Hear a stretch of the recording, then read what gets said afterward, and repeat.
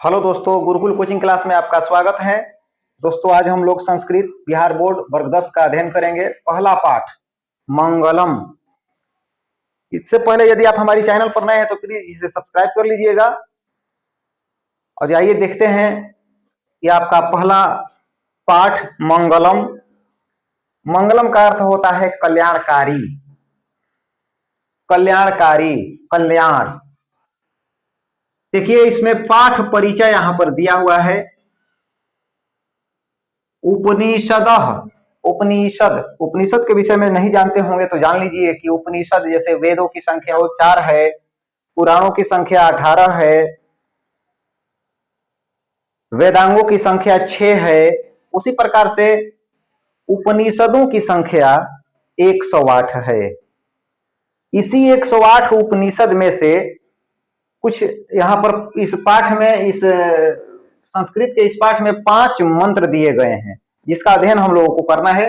आइए पहले इसका पाठ का परिचय देख लेते हैं। जो पाठ परिचय ऊपर दिया हुआ है, क्या लिखा है देखते हैं। इसमें लिखा है कि उपनिषद वैदिक मांगस्य, यानी कि उपनिषद वैदिक साहित्य के, उपनिषद वैदिक साहित्य के अंतिम भाग में दर्शन शास्त्रस्य, दर्शन शास्त्र का सिद्धांतान प्रकटयन्ति, दर्शन शास्त्र का सिद्धांत प्रकट करता है।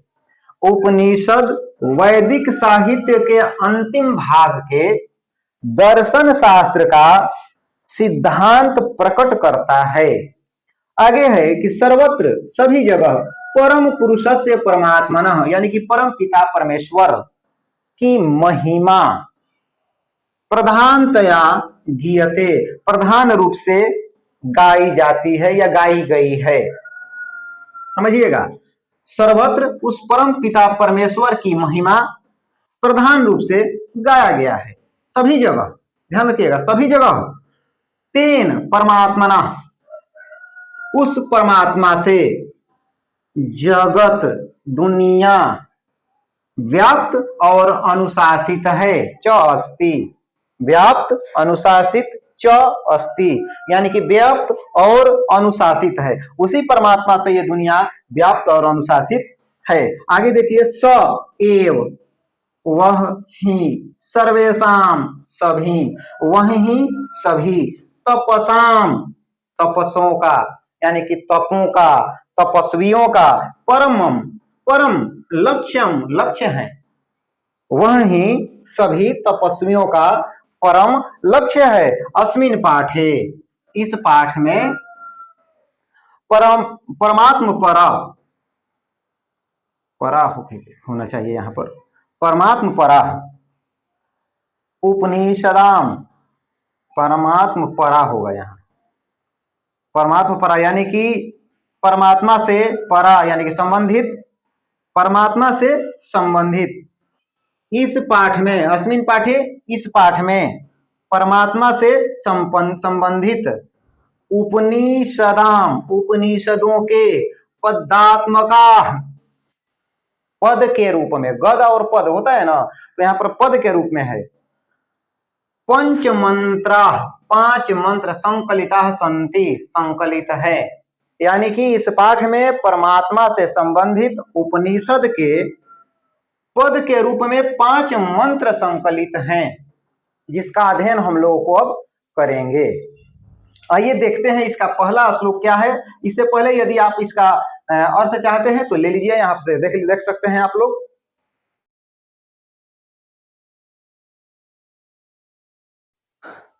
अब देखिए, इसका पहला श्लोक ईशावास्य उपनिषद से लिया गया है।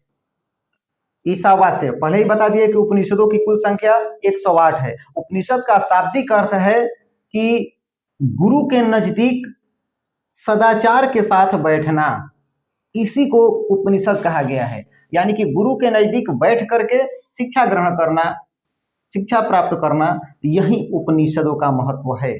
अब देखिए, हिरणमयेन पात्रेण सत्यस्य अपिहितम मुखम, यहां पर दिया है हिरणमयेन पात्रेण सत्यस्य अपिहितम मुखम तत्त्वम पूषण अपावृणु सत्य धर्माय दृष्टये। अब देखिए इसको, हिरण्य, हिरण्य का मतलब होता है सोनामयन, मतलब सोने के जैसा। पात्रेण यानी कि पात्र, आवरण, ढक्कन, बर्तन। सत्यस्य, सत्यस्य यानी कि सत्य का। अपिहितम, यहां पर अह चिपक है, अपिहितम, अपिहितम का मतलब होता है ढका हुआ। मुखम, मुख।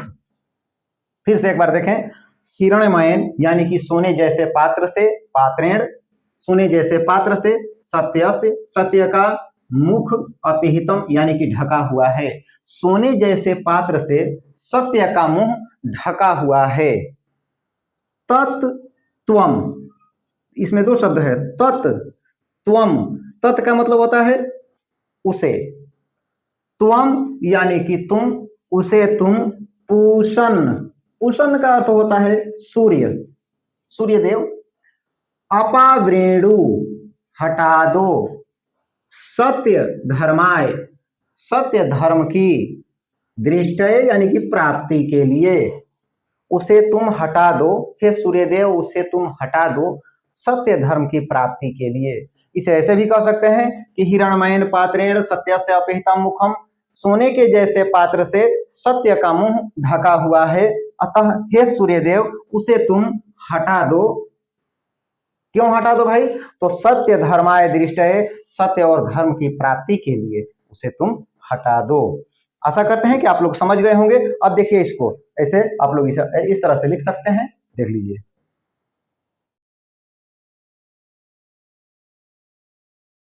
अब हम दूसरे श्लोक की ओर चलते हैं। देखिए, यानी कि इस उपनिषद के इन पांचों श्लोकों में आत्मा और परमात्मा के विषय के में बताया गया है। अब चलिए हम लोग दूसरे श्लोक में देखते हैं क्या दिया हुआ है। अड़ोह अड़ियान महतो महियान। देखिए यहाँ अड़ु, अड़ियान, अड़ु का मतलब होता है सूक्ष्म, और अड़ियान का मतलब कि उससे भी सूक्ष्म, यानी कि छोटा से भी छोटा। महतो माने बड़ा, महियान यानी कि उससे भी बड़ा। महतो का मतलब महान भी लगा सकते हैं, महान, उससे भी महान। आत्मा अस्य, आत्मा अस्य, उस आत्मा, जंतु जंतुओं में, निहित निहितो, गुहायाम गुफा में, यानी कि हृदय रूपी गुफा में। कह रहा है कि आत्मा सूक्ष्म से सूक्ष्म और महान से महान है। यह आत्मा जंतुओं में निहित है, उनकी हृदय की गुफाओं में, हृदय रूपी गुफाओं में। इसको ऐसे भी कह सकते हैं कि आत्मा सूक्ष्म से सूक्ष्म और महान से महान है, यह जंतुओं के हृदय रूपी गुफा में स्थित है या निहित है। इसके आगे देखिए, तम उसको, अक्रतु तीक्ष्ण बुद्धि वाले, तम यानी कि उसको, अक्रतु का मतलब होता है तीक्ष्ण बुद्धि वाले, तीक्ष्ण बुद्धि का मतलब होता है कि बहुत तेज बुद्धि वाले। पश्यति देख लेते हैं, बीत शोको और शोक रहित हो जाते हैं। धातु प्रसादा, अपने विद्या के, देखिए धातु प्रसादात महिमान आत्मनः, यहाँ पर कह रहा है कि धातु प्रसादा यानी कि अपने ज्ञान के अनुभव, अपने विद्या के आधार पर, अपने विद्या के अनुभव के आधार पर महिमा को, आत्मा के महिमा को देख सकते हैं। यानी कि तुच्छ बुद्धि वाले इस आत्मा की महिमा को देख सकते हैं, देख लेते हैं और शोक रहित हो जाते हैं। आशा करते हैं कि इसका अर्थ आप लोग समझ गए होंगे। चलिए इसको आप लोग चाहें तो इसे आप उतार सकते हैं।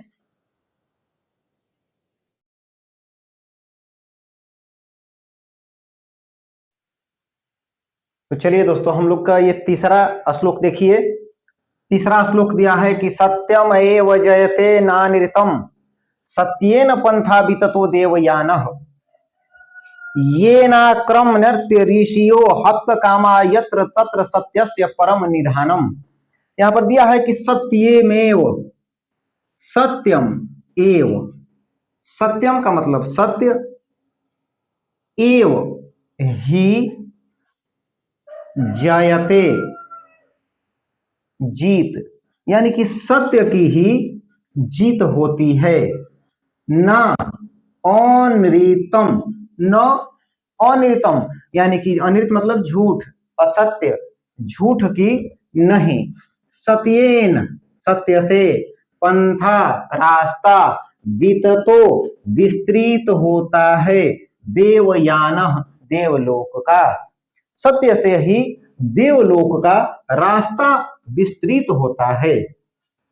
फिर से एक बार देख लें, सत्य की ही जीत होती है, असत्य की नहीं, झूठ की नहीं, सत्य से ही देवलोक का रास्ता निकलता है, रास्ता मार्ग विस्तृत होता है। येन जिसका, आक्रम यानी कि प्रयास,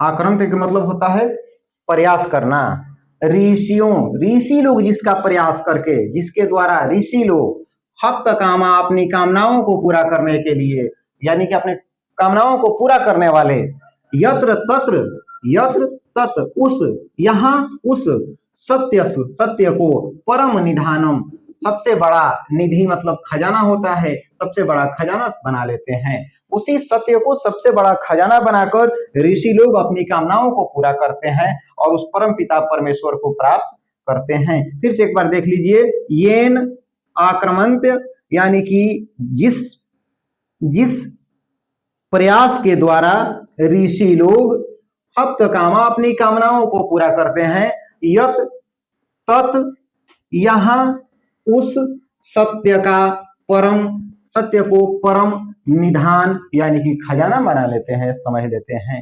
इसी खजाना के द्वारा ऋषि लोग अपने परम पिता परमेश्वर की प्राप्ति करते हैं। चलिए इसे नोट कर सकते हैं, आप लोग देख लीजिए बोर्ड पर।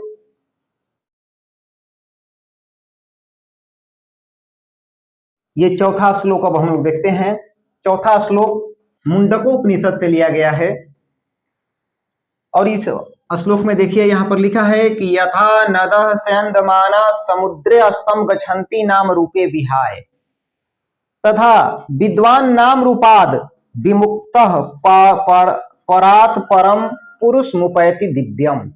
यहाँ पर दिया है कि यथा नदः, जिस प्रकार नदियां, स्यन्दमाना यानी कि बहती हुई, प्रवाहित होती हुई, समुद्रे समुद्र में, अस्तम मिल जाती है, विलीन हो जाती है, गच्छन्ति चली जाती है, नाम रूपे विहाय अपने नाम और रूप को, विहाय यानी कि त्याग करके, छोड़ करके, अपने नाम और रूप का त्याग करके। फिर से एक बार देख लीजिए, जिस प्रकार नदियां बहती हुई समुद्र में मिलने के बाद अपने नाम और रूप का त्याग कर देती है या नाम और रूप को छोड़ देती है, तथा विद्वान उसी प्रकार विद्वान पुरुष नाम रूपाद अपने नाम और रूप से विमुक्त होकर के, छोड़ करके, त्याग करके, परात् परम पुरुष मुपैति दिव्यम उस परमात्मा, उस परमपिता परमेश्वर के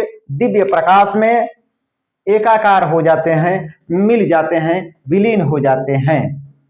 फिर से एक बार देख लीजिए, जिस प्रकार बहती हुई नदियां समुद्र में मिलने के बाद अपने नाम और रूप का त्याग कर देती है, नाम और रूप से विमुक्त हो जाती है, उसी प्रकार विद्वान पुरुष अपने नाम और रूप का त्याग करके उस परम पिता परमेश्वर के दिव्य प्रकाश में एकाकार हो जाते हैं, मिल जाते हैं, यानी कि परम पिता परमेश्वर को प्राप्त कर लेते हैं।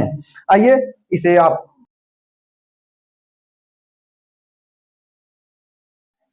चलिए हम लोग पांचवें और आखिरी श्लोक की ओर बढ़ते हैं। यह श्लोक श्वेताश्वतर उपनिषद से लिया गया है। देखिए इस श्लोक में लिखा गया है कि वेदाहमेतम पुरुषम महांतम आदित्य वर्णनम तमसः प्रसाद। तमेव विदित्वाति मृत्यु ममेति नन्य पंथा विधते अयनाय। कह रहा है कि वेदाहमेतम, वेद पुरुषम महानतम, श्रेष्ठ पुरुष, वेद महान पुरुष के समान आदित्य वर्ण के रूप में, यानी कि सूर्य के प्रकाश के रूप समान है। तमसः यानी कि अंधेरा, पश्चात उसके आगे, अंधेरों के आगे, ये अंधेरों के आगे प्रकाश के, आदित्य वर्ण सूर्य के प्रकाश के रूप में है क्या? वेद। वेद महान पुरुष लोगों के लिए वेद आदित्य वर्ण के समान अंधेरों के आगे उस पार तक है। तमेव, तम एव, इसे ही, विदित्वती जान करके, इसी का ही, इसी से जानकारी प्राप्त करके, मृत्यु, मृत्यु अमेति यानी कि मृत्यु पर विजय पा लेते हैं। ना अन्य, ना अन्य, नहीं है अन्य, पंथा रास्ता, विधते अयनाय, इसके अलावा और दूसरा कोई रास्ता नहीं है। वेद आदित्य वर्ण सूर्य के प्रकाश के समान उस अंधेरों के आगे तक है, प्रकाशमान है। महान पुरुष इसका अनुसरण करके मृत्यु पर विजय पा लेते हैं, मृत्यु को पार हो जाते हैं, इसके अलावा अन्य कोई दूसरा रास्ता नहीं है। चलिए इसे देख लीजिए आप लोग।